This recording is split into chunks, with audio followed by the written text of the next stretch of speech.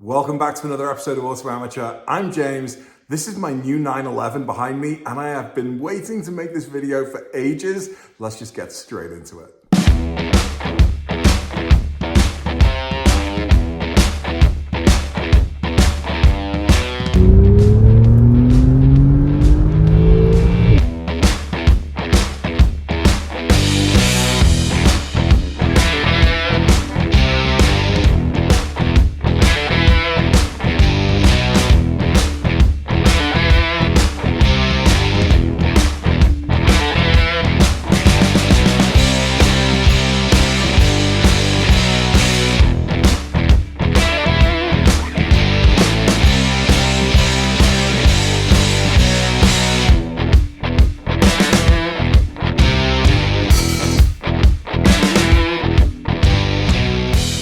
Welcome back to the channel, guys. I know it has been months since I posted my last video. What can I say? Summer, life, kids, it's always busy, isn't it?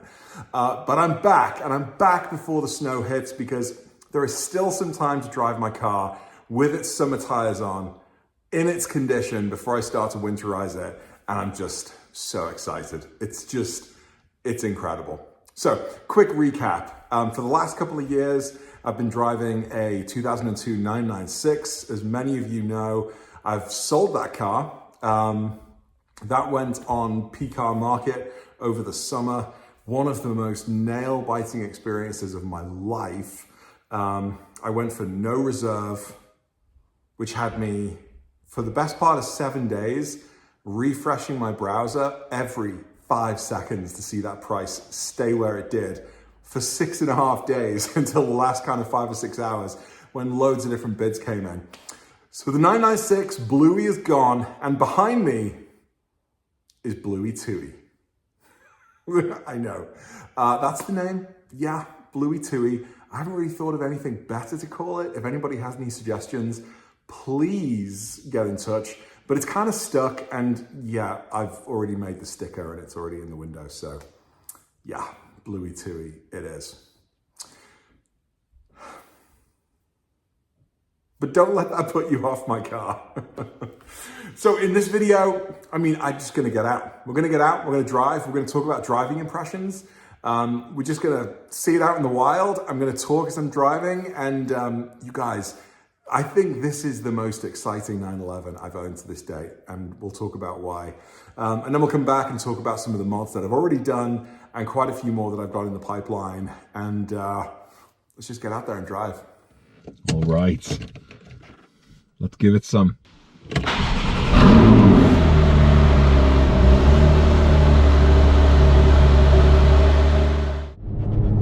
So it is time to take out my 991 for a bit of a test drive. Okay, to be fair, I've owned this car now for at least a month, maybe 6 weeks.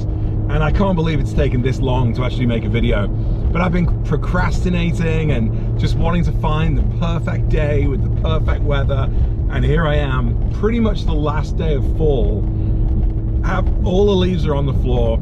The trees aren't looking as nice as they were a couple of days ago. We've just had loads of rainfall, so the roads are a little bit splashy and a bit dirty. And it's gonna snow. Apparently it's gonna snow today. Yeah. Procrastination. It's not something I'm not really a procrastinator, but anyway. Let's go and have a little fun in the 991, and then we're going to talk about it.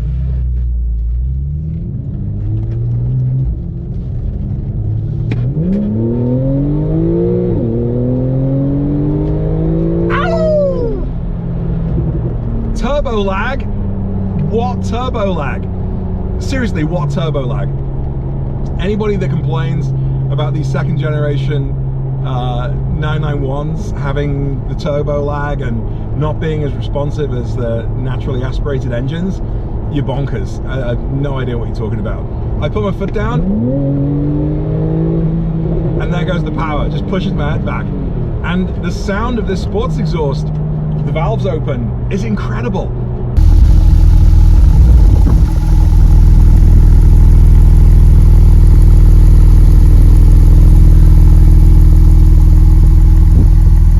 It's really good. It's much better than I was expecting.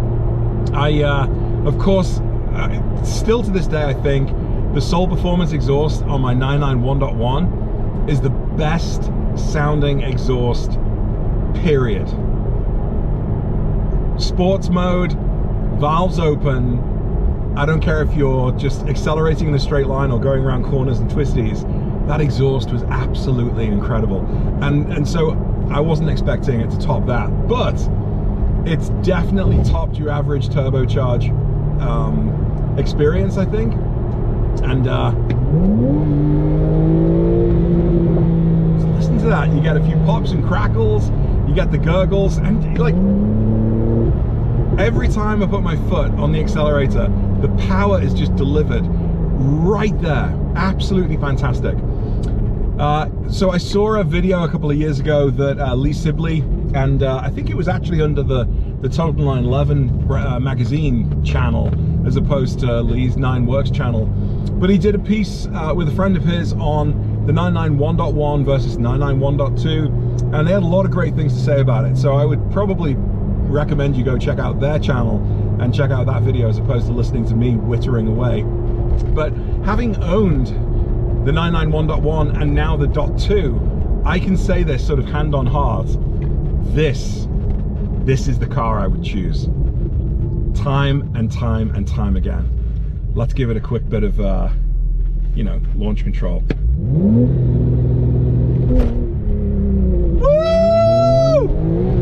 God damn!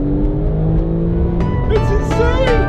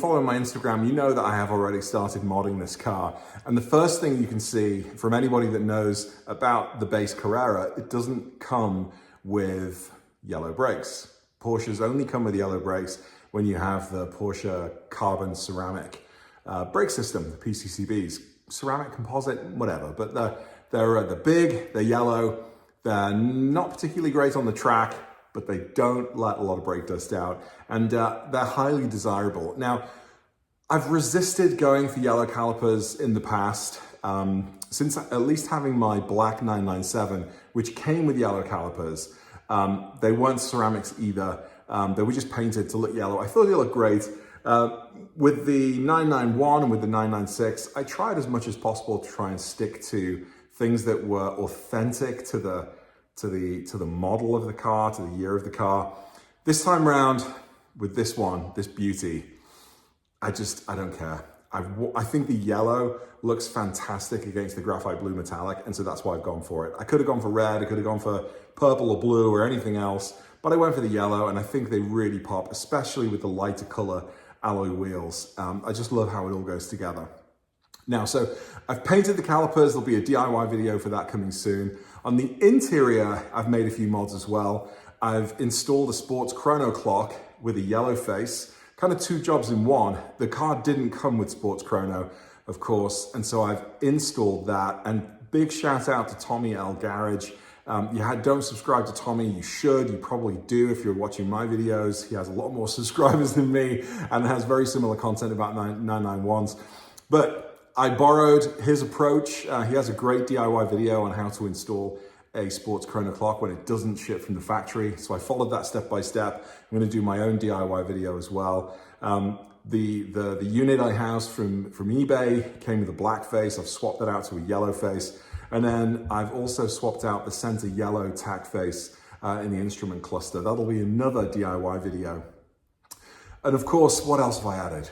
Carbon fiber. You know it. You know me, you know that I like carbon fiber. And I think I'd even bought the carbon fiber pieces for this car before it had even arrived, before I picked it up. In fact, a number of them came out of my friend Chris's 991 Turbo. We're going to talk about that in a separate video. Chris no longer has that 991 Turbo. Project Turbo came to an end, and he now has... He has the unicorn, he has the dream car, as far as I'm concerned. He has the 991.2 GT3 Touring Package Edition. It's incredible. It's so incredible, it made me go and buy this car, because this is what I could afford. And it's so incredible, it, you know, keeps me up at night sometimes. Will I ever own a Touring? I don't know. Anyway, we're getting distracted. Carbon fiber pieces all over the interior, of course. All factory, apart from one or two. And the ones that aren't factory that I got from Renline, they're very good quality, but they don't quite match the factory like DB Carbon and MA Carbon products do. So those Renline pieces, unfortunately, are coming out, and I've got a couple of pieces from DB Carbon that are going in. But as far as aesthetics go, that's about it. That's pretty much all I'm doing to this car, because I just love how it looks right now. The color, the setup. What I am going to be doing this time around is focusing on performance. So let's talk about that next.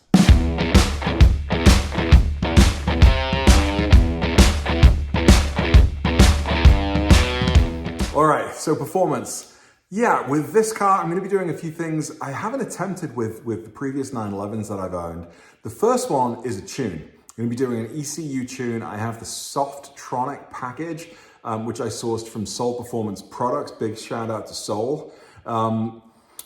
This is going to take this 370 horsepower, 390 foot-pounds of torque, 3-liter twin turbo engine, and it's going to pump it up to almost 500 horses and around the same amount of torque.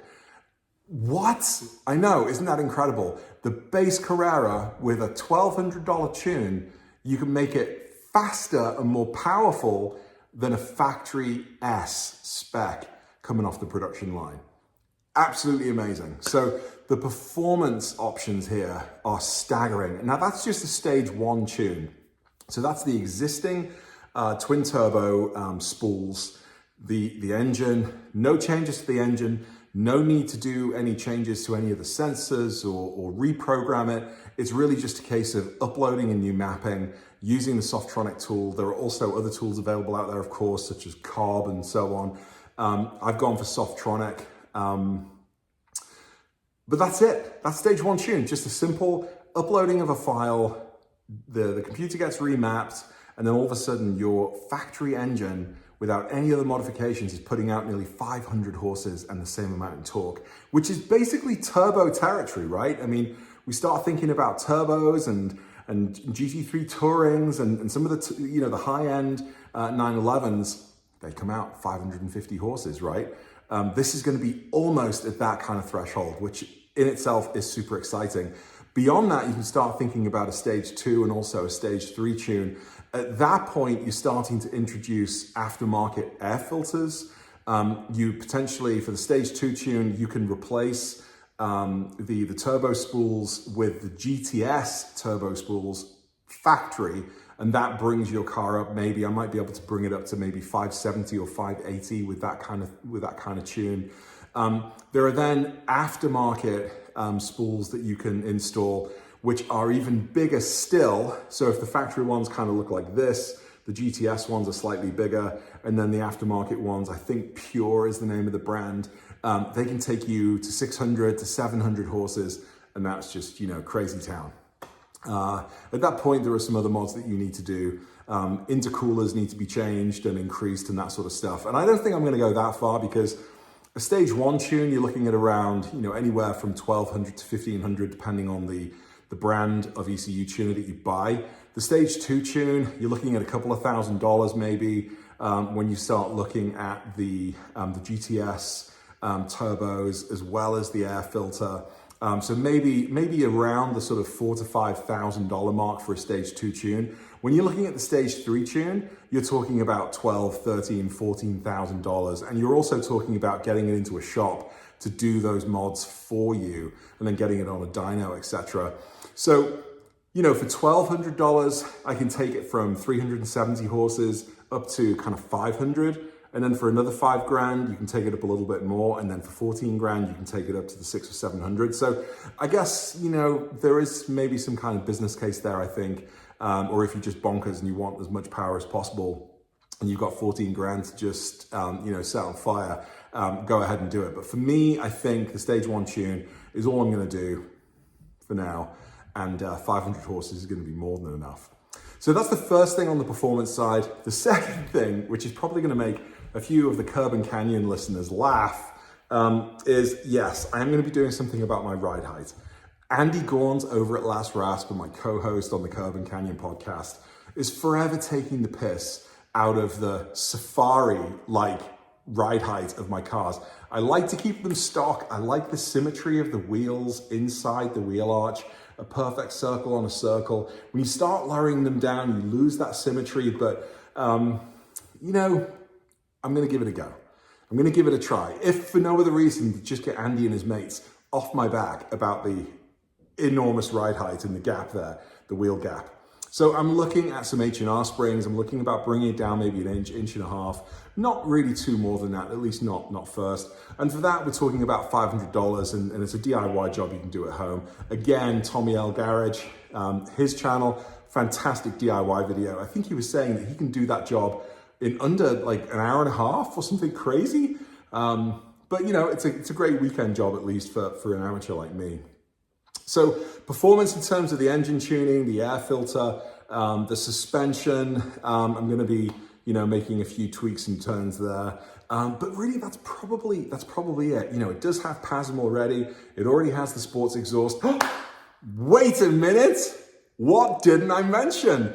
The soooo Performance sports cats and headers. Yes, they will be coming along to go onto my already awesome sounding sports exhaust from Porsche. So mods, not as many maybe as my 991 and my 996, well certainly not as many as my 996 that spent 2 years going through that entire project and that entire transformation, but some really exciting jobs coming up. I'm really happy with this car, and hopefully you'll stick along for the ride. Again, sorry that I haven't been putting out videos as quickly as I usually do, but hopefully this is now going to get me back into the groove. But if nothing else, just getting out in this thing and driving, it's incredible. All right, guys, thanks for coming in. Thanks for checking in my video. More content soon. Like, subscribe, tell your granddad, tell your dad, tell all your friends, all of that nonsense. See you soon. Bye.